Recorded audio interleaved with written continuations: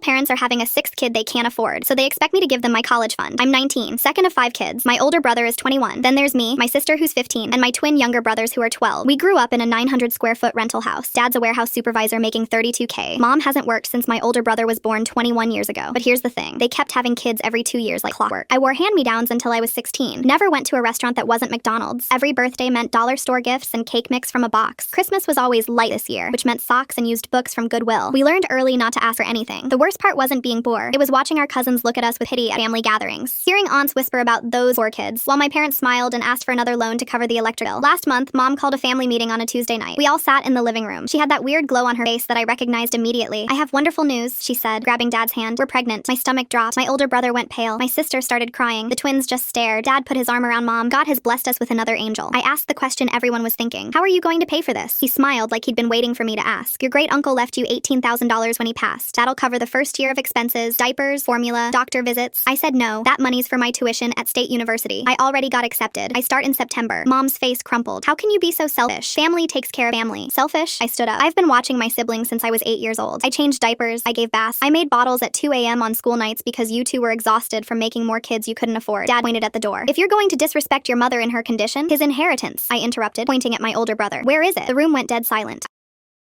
I looked at my brother. "Great uncle left you $22,000. You turned 18 last year. Where's your money?" He wouldn't meet my eyes. Dad cleared his throat. "We had some unexpected expenses. Credit card debt from Christmas, medical bills. Your brother understood family comes first." That's when I knew. They'd already spent his entire inheritance, and mine was next on the list. I walked out that night, drove straight to my mom's cousin's house. She's a social worker and the only family member who ever called out my parents' bullshit. I told her everything. She came over the next day with a printed budget breakdown, sat my parents down at the kitchen table, showed them the numbers in black and white. "With 6 children on your current income," she said calmly, "you'll be $47,000 in debt within 3 years. Your kids will qualify for free lunch but not much else. This baby will grow up in the same poverty cycle as the others." My dad pushed the papers away. "God will provide for his children." My aunt looked at him. "God isn't going to pay for diapers and formula. Your daughter is." Mom started crying. Told my aunt she couldn't possibly understand because she chose to be childless and would never know a mother's love. My aunt packed up her papers. "I chose to be financially stable. You chose to have 6 kids you can't feed. We all make choices. Some of us just think ours through first." Dad told her to get out and never come back. That was 5 days ago. Yesterday, I signed my college acceptance letter. Moved into my friend's basement apartment for $200 a month. I'm working full-time at Target until school starts to cover the rest of my tuition and books. My older brother helped me move my stuff in his truck. He apologized for not warning me about the inheritance. I asked him why he gave them the money. "They told me our sister needed braces," he said quietly. "Said it was $4,000. She never got them. I don't know where the money actually went." This morning I got a text from Mom. "When you have kids someday, I hope they treat you better than this. You'll understand then." I replied, "I'm getting my tubes tied next month. This cycle ends with me." Then I blocked her number. My sister texted me an hour later. "Can I come live with you when I turn 18?" I told her yes.